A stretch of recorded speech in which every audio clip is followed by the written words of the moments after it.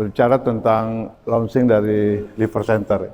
Karena tadi Dr. Hendra sudah begitu cukup dalam, jadi saya pikir saya lebih ke arah lebih yang teknis untuk berbicara, tapi juga untuk konsumsi tentu kita semua. Jadi jangan takut lihat ahli bedah ya, karena apapun ahli bedah itu semua kalau datang pasti dipotong, ya. Tapi potong untuk kebaikan itu tidak masalah, ya. Nah ini satu slide saja yang menunjukkan bahwa tadi gejala itu salah satu yang kuning itu salah satu juga gejala dari kalau kita ada kelainan di hati atau di pankreas. Jadi saya mau bilang bahwa hati ini sangat penting ya, sesuatu yang sangat unik ya. Kalau kita dikenal juga adalah the soul of the body. Jadi jiwa dari satu kehidupan adanya di hati. Sekarang saya lihat Mandaya ingin juga melihat bahwa hati itu penting. Ya, sehingga kalau kita mengobati orang kan memang mesti mengobati mulai dari jiwanya ya. Nah itu jiwanya adalah the soul of the body adalah hati. Dan keunikan hati yang lain adalah jadi dia mampu beregenerasi. Sebenarnya kita kemudian melihat bahwa hati itu ternyata dibagi oleh segmen-segmen kecil. Ya, ada 8 segmen atau 9 segmen, 8 segmen yang dibagi ya. Untuk orang awam artinya apa? Kalau kita tahu kan ginjal ada 2, paru-paru ada 2, ya mata ada 2. Hati kelihatan kesatuan, tetapi ternyata dibagi juga oleh kotak-kotak kecil seperti kita nih, masing-masing meja, tapi dihidupi oleh satu pembuluh darah dan satu pembuluh vena yang sama. Jadi kalau gambaran hati saya nggak tahu karena ini hati center, ternyata udah dibagi nih, hari ini kita duduk seperti gini, dan yang bagian kecil itu disebut segmen. Nah ini juga uniknya, ini didapat oleh seorang ahli bedah di Prancis ya. Makanya dia teride dengan keadaan jalan di Prancis ya. Nanti kalau pasti saya tahu nih, pasti banyak yang ke Prancis Anda lihat. Nah ini kita bayangkan ada simpang 8 ya. Jadi keunikan hati yang kedua tadi, beregenerasi. Kemudian setelah pengalaman kita lihat bahwa ternyata dia juga banyak segmennya. Apa artinya? Bahwa segmen-segmen ini bisa kita pakai juga untuk dibagi ke orang lain.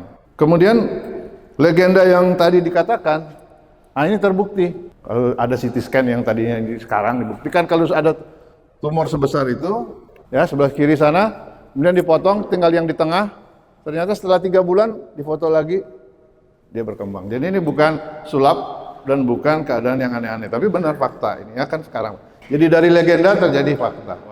Kalau ada demikian, makanya kalau dia sakit, jangan juga ragu untuk bisa dibuang, karena ada kemampuan untuk beregenerasi dan ini sudah terbukti. Hanya tentu ada syarat-syaratnya sampai ini hal-hal ini bisa dilakukan. Nah ini juga salah satu contohnya kalau kita lihat bisa dimakan, ini legendanya. Kemudian tapi pada peristiwa ini setelah dipotong di sini karena ada tumor di situ, dipotong, kita lihat beberapa bulan lagi udah sama. Ya, itulah keunikan dari hati. Makanya sangat penting untuk kita ketahui supaya kita bisa melakukan pengobatan yang lebih baik untuk pasien ya. Jangan ada ketakutan kalau nanti dibuang atau diobati kemudian hilang, rusak semua, kemudian nggak bisa terjadi penyembuhan lagi atau kembalinya fungsi seperti tadi sudah disampaikan oleh Dr. Hendra. Nah, saya kira inti kenapa saya membicarakan ini karena kita dari sisi pembedahan ya, sudah tadi juga disampaikan oleh Dr. Ben atau Dr. Kuncoro tadi bahwa salah satu pengobatan yang terbaik kalau memang ada tumor, dan kalau kita berbicara tentang tumor ganas tentu adalah dibuang ya, tentu dioperasi dan diangkat. Hanya tentu kita harus berpikir betul bahwa apakah kalau kita melakukan ini cocok nggak, masih bisa kembali fungsinya, kemudian masih tepat nggak tempatnya sehingga sisanya cukup. Dan kedua, tidak ada tempat-tempat yang lain. Sebab kalau sudah menyebar, ya tidak betul juga dibuang, tapi yang senternya saja, cuma pusatnya saja, tapi bukanlah. Tapi dengan pengetahuan ini, makanya kita dokter-dokter hadir, bisa melakukan pengobatan untuk suatu kelainan yang ada di hati. Sedikit saja tadi, kalau keluhan dan faktor risiko, tadi saya kira sudah disinggung, tapi yang saya mau bilang, biasanya memang tidak ada keluhan yang khas, ya, tidak ada keluhan khas. Sebab umumnya kalau sudah ada keluhan, berarti sudah agak berat, ya. Bukan berarti kita nggak tahu ya, tetapi makanya itu tadi saya kira kenapa Dr. Hendra dalam presentasinya mengatakan ada screening. Ya, kita juga harus screening. Ya, kita juga tahu badan kita bagaimana, ya. Jadi, tapi kalau toh ada keluhan, bukannya kita tidak bisa melakukan pengobatan. Jadi ini faktor keluhan-keluhan yang datang. Makanya kadang-kadang justru malah pada terdeteksi saat kita melakukan pemeriksaan rutin. Ya kan banyak Bapak Ibu sekalian di sini kalau melakukan satu screening. Tapi juga saya mau bilang jangan paranoid ya. Jangan apa-apa periksa, baru gatal sedikit karena banyak nyamuk, periksa ya. Yang mau saya bilang pada orang-orang yang berpotensial, beresiko. Jadi masyarakat misalnya peminum alkohol yang banyak. Ya kalau alkohol siap tiap hari 1-2 gelas ya itu rutin ya. Tapi bukan berarti kemudian itu menjadi satu yang positif langsung gitu ya. Narkoba karena tadi dibilang Dr. Hendra yang tato bisa-bisa tukang tato marah nanti kalau Dr. Hendra. Tentu yang tato tidak bersih gitu, tidak clean ya, itu mesti dijaga ya. Harus tahu pada derajat apa. Sebab memang ini satu screening harus dilakukan tapi juga saya mengajak masyarakat jangan Bapak Ibu sekalian apa-apa kemudian takut. Belum apa-apa datang takut, ya kan? Ya penuh rumah sakit lah, ya kan? Karena judulnya tadi lebih banyak pada liver center tentu ini ada beberapa hal yang ingin sampaikan tentang tumor hati. Saya kira tadi sudah disampaikan, tapi yang pasti di tumor kalau ada itu namanya jangan juga terlalu takut ya. Tumor itu nama bahasa Indonesianya benjolan. Jadi benjolan itu semua namanya tumor, cuma tumor bahasa Arab atau bahasa Latin lah, ya kan? Kalau kita lah benjolan, ya. Nah kalau benjolan terus bagi dua juga, ada yang jinak, ada yang ganas, ya. Ya, jinak juga bisa jadi masalah. Kalau besar kan jadi masalah, ya. Ganas walaupun kecil juga bisa jadi masalah. Jadi kita mesti lihat dulu. Jadi tumor, jinak atau ganas. Jangan apa-apa. Waduh, udah kanker, ya. Akhirnya sakitnya di sini, ya penyakitnya sebenarnya diam-diam aja, karena udah ketakutan, kalut dalam hidup, lari sana lari sini, malah jadi stres, malah tambah sakit, ya. Jadi kejiwaannya sakit. Jadi tenang saja, kalau toh ada kita bisa obati. Kedua, ada tumor yang dari situ, memang dari hatinya, tapi ada juga dari tempat lain. Jadi misalnya dari usus besar, dia nemplok di hati, ya. Itu kita mesti seleksi juga, nanti yang diobati mesti dua-dua. Jadi yang dari usus besarnya diobati, dari kankernya di hatinya diobati juga, ya. Jadi tidak sulit juga sebenarnya. Nah, memang dalam perjalanannya paling banyak dari tumor hati itu adalah yang disebut sebenarnya keganasan. Karena itu jadi concern kita, karena ganas itu punya satu konotasi kalau dia nggak diambil cepat atau tidak diobati menyebarnya lebih cepat, ya. Dan itu kita harus setuju, ya. Jadi ada yang sifatnya kanker primer, ada yang sekunder seperti metastasis dari usus besar, itu juga banyak sekarang yang terjadi. Nah ini tadi sekira benjolan dan faktor resiko, tadi sudah disampaikan oleh Dr. Hendra. Tapi selalu saya ingatkan, faktor resiko itu adalah dugaan kita. Tidak semua faktor resiko kemudian begitu, ya. Makanya harus diperiksa, ya. Kalau ada faktor resiko sebaiknya melakukan pemeriksaan. Saya tidak ulang lagi. Nah ini sebenarnya tentang diagnosis, sebenarnya tadi sudah disampaikan. Tapi asal ingat bahwa kita mengobati orang adalah berdasarkan keluhan. Jadi kalau saya nanti melakukan tindakan juga berdasarkan keluhannya.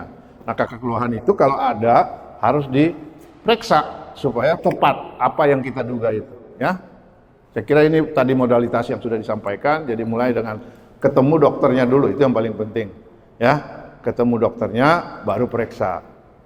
Sekarang saya kira memang banyak orang-orang awam datang langsung periksa dulu, minta USG. Ya, habis itu ketakutan sendiri. Ya, karena nggak ada keluhannya. Jadi mesti selalu dihubungkan dengan keluhan. Makanya dianjurkan tentu datang ke rumah sakit di mana ada dokternya, di mana ada alat penunjang diagnostiknya, ya. Jadi jangan datang ke swalayan gitu kayak mau minta apa aja yang ada di situ, kemudian mulai berpikir sendiri, ya. Kadang-kadang nanti kesaru. Jadi kalau ada keluhan, datang dulu ke rumah sakit. Nah, pilih aja rumah sakit tentu yang fasilitasnya ada. Jangan sampai datang ke rumah sakit fasilitasnya nggak ada. Udah susah cari parkir, nggak dapat pemeriksaan, ya. Jadi saya lihat di Mandaya ini ada semua, ya. Jadi bisa dilakukan untuk itu. Nah, jadi ada laboratorium, ada pencitraan atau namanya imaging yang sekarang dikenal, seperti tadi sudah disampaikan. Dan kalau terakhir memang diperlukan, jadi lakukan pemeriksaan jaringan supaya kita tahu pasti sebelum kita melakukan operasi. ya. Tapi biopsi itu bukan selalu hal yang harus dilakukan sebelum kita melakukan operasi. Karena ada saat-saat di mana kita bisa melakukan operasi tanpa ada biopsi, ya. Karena keadaannya sudah hampir pasti menunjukkan suatu kelainan, ya. Itu juga pada hati. Seperti pada hati sekarang kita melakukan untuk satu diagnosa tumor ganas dengan pencitraan CT scan, ya, dengan pemeriksaan seperti foto ronsen dan pemeriksaan markersnya atau petanda-petanda tumor, kita sudah bisa membuktikan bahwa ini sebenarnya cancer, ya, sehingga perlu tindakan. Jadi tidak perlu selalu dengan biopsi. Nah, seperti ini saya kira ini ada satu bentuk tumor, ya, tapi ternyata isinya air, ya. Nah, ini nanti ada Dokter Sugi juga saya kira bisa juga berkomentar karena kita bisa tahu nih ini tumor padat atau tumor yang kistik atau isinya cairan. Ya sebenarnya gampang, tinggal dilakukan. Kalau terlalu besar, kalau dilakukan sedotan seperti yang tadi dianjurkan Dr. Hendra bisa berulang, ya kan? Nah sebaiknya ini secara operatif, secara lubang-lubang kecil juga dengan minimal invasif, jadi istilahnya laparoskopik, dilakukan pembersihan dari cairannya dengan dindingnya dibuang sehingga tidak bisa ngumpul lagi cairannya di situ. Jadi ini kita penting harus tahu, ya. Itu kalau kista atau kadang-kadang yang isinya tadi nanah. Kalau terlalu besar, ya tidak mampu hanya dilakukan sedot aja. Tapi biasanya harus dilakukan secara operatif. Cuma dengan sekarang pengembangannya dengan operasi dengan lubang-lubang kecil, ya, dengan namanya laparoskopik. Kemudian dilakukan pembersihan sekalian. Di samping tambah dengan antibiotik.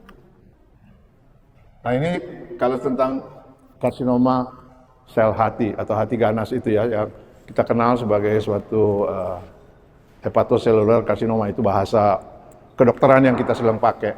Nah tadi penyakitnya sudah panjang lebar disampaikan oleh Dr. Hendra, jadi saya tidak ingin ulang, tapi itu saya bilang bahwa ini nomor 3 malah kalau di Eropa, kalau di Amerika atau di Eropa sebagai penyebab kematiannya, ya. Kalau di Indonesia kita nggak punya data, tapi sebenarnya kira-kira sekarang juga dengan adanya liver tanpa dioperasi pun saya kira angka ini cukup tinggi, ya, bisa nomor 3, 4 atau 5 atau nomor 6, ya, dari keganasan yang menyebabkan kematian. Ya, karena kita tahu bahwa kita negara yang cukup besar, orang-orang menderita penyakit hati, terutama B dan sekarang yang banyak tentang fatty liver itu yang menyebabkan itu. Jadi itu yang kita mesti lihat. Nah kalau itu bisa kita akan lakukan operasi. Jadi setelah dilakukan diagnosis, kita tahu di mana tempatnya, kemudian dilakukan operasi. Operasi tentu ada 2 pilihan, ada pilihan yang tertutup dan terbuka, yang konvensional atau dengan lubang-lubang kecil. Tergantung keadaan situasinya. Karena kalau tumornya terlalu besar, nggak bisa dilakukan secara lokal lubang-lubang kecil, ya. Karena tumor yang besar itu kan harus dikeluarkan juga dari perut, sehingga perlu lubang besar. Cuma tidak seperti operasi-operasi yang dahulu yang begitu besar lubang operasinya yang ada di dinding perut. Nah, ini ada beberapa kesulitan memang karena penyakit ini pertama selalu seperti tadi sudah dikatakan ketemunya sudah lanjut, ya, biasanya sudah lanjut, ya, atau sudah besar. Di Indonesia kadang-kadang sangat besar malah, ya. Ya, dan memang tidak semua terapi operasi kemo yang bisa menjangkau pengobatan ini, ya, jadi bisa langsung.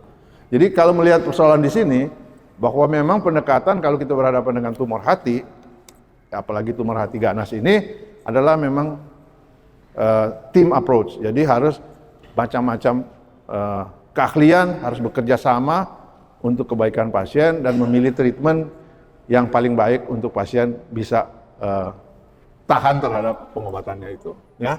Sambil juga dilakukan tentu syarat-syarat penelitian-penelitian untuk mendapat satu penanganan obat yang lebih baik atau teknik pembedahan yang lebih sempurna untuk mengatasi kanker yang ada di hati itu. Ini juga beberapa teknik, ya, kita bisa lihat. Seperti saya bilang tadi bahwa kalau kita berhadapan dengan tumor hati yang ganas, pertimbangannya adalah selalu kalau bisa dioperasi, harus caranya adalah menghilangkan secara operatif, ya. Dan operatif itu bisa bukan secara yang konvensional dengan cara dibuka besar, tetapi dengan cara lubang-lubang kecil atau yang disebut dengan laparoscopic resection. Itu jadi pertama, ya. Nah, kalau kita melakukan operasi, kan kita mesti tentukan tentu adalah dia bisa dioperasi nggak? Kalau bisa dioperasi, sisanya cukup tidak? Ya, fungsinya bagus nggak? Ya, keadaan umumnya cukup kuat untuk dioperasi atau tidak? Itu cara-cara yang kita lihat di sini. Ya, kalau tidak bisa terlalu besar, kondisinya tidak cukup, ya jangan dipilih operasi. Ya, karena operasi itu bukannya menguntungkan pasiennya, malah akan tidak menguntungkan pasiennya, ya. Tapi itu pertimbangan dari tim kita, bukan dengar-dengar orang, wah ini kalau dioperasi mati pasiennya, ya. Kalau dioperasi nggak sembuh begini, ya bukan begitu. Mesti dengar dulu dari tim apa yang baik, karena itu kita bicarakan masing-masing dari sudut keahlian kita masing-masing. Jadi walaupun reseksi atau pemotongan itu bedah adalah pilihan pertama, tapi harus pada pasien yang cocok untuk itu, ya. Itu yang saya katakan. Nah, ini yang saya bilang, kalau kita berhadapan dengan pasien tumor hati, kita bisa lihat bahwa multiple kombinasi untuk treatment, ya. Bagaimana kita mengobati, jadi memanage pasien ini. Jadi setelah dibicarakan, kita lihat ada bagian bedahnya, ada bagian tadi seperti radioterapi intervensi, kemudian ada seperti Dr. Hendra tadi tes, ada radiologi juga. Dan yang terakhir yang sekarang sangat berkembang adalah transplantasi hati.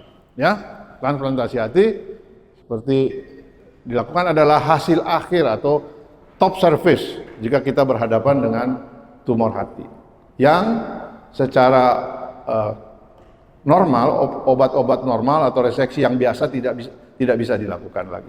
Ya, jadi tetap ada jalan kalau Anda mendapat suatu kelainan. Moga-moga sih nggak ada yang sakit ya, tapi kalau ada transplantasi. Dan ini kenapa liver center ini dibentuk? Karena liver center ini dibentuk untuk pada puncaknya sini bisa melayani suatu transplantasi hati, ya.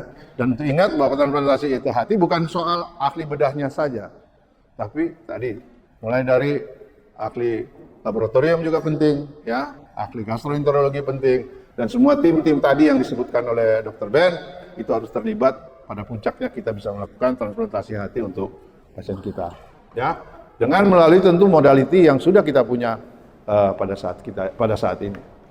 Nah, ini terakhir saya kira jadi multidisciplinary team in ECG care, ya, pada tumor hati, ya. Nah, kita lihat pasien itu ada di tengah, bukan di pinggir. Kenapa ada di tengah? Karena semua center patient center. Jadi berdasarkan pasien, ya. Tidak ada kepentingan dokter di sini. Demikian juga kepentingan rumah sakit tidak ada semuanya. Kepentingan rumah sakit adalah bagaimana kalau pasien itu dioperasi di sini akan mendapatkan hasil yang terbaik. Itu untuk pasien, kan bukan untuk rumah sakit, ya. Demikian juga untuk dokternya, untuk pasien supaya yang terbaik. Sehingga kita libatkan semua ini. Tapi tentu nggak bisa langsung lompat kepada liver transplant. Ya, liver transplant itu udah ujung.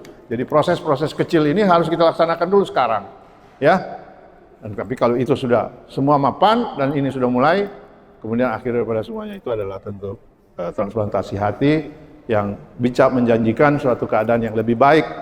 Karena kalau pada penyakit hati, kalau dengan transplantasi hati, itu hatinya kan semua yang di pasien dibuang atau diangkat lah, jangan dibilang dibuang ya, karena nggak bagus.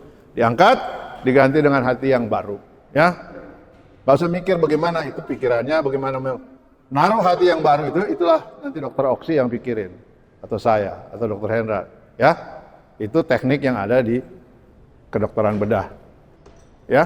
Jadi, tapi teknologi ini di dunia sudah berkembang. Dan kita sudah berjalan juga di Indonesia, cuma belum semua rumah sakit. Dan kira kalau ini terjadi di rumah sakit swasta, ini yang pertama atau yang kedua yang bisa melakukan transplantasi hati mungkin dalam 2-3 tahun ke depan, karena timnya kita sudah siapkan di sini. Oke, saya kira ini sedikit gambar ya. Jadi kalau kita lakukan nanti operasi dengan cara-cara yang lubang kecil nih, yang namanya laparoskopik, bukan lagi laparotomi ya. Jadi buka besar. Ini seperti ini dengan tumor.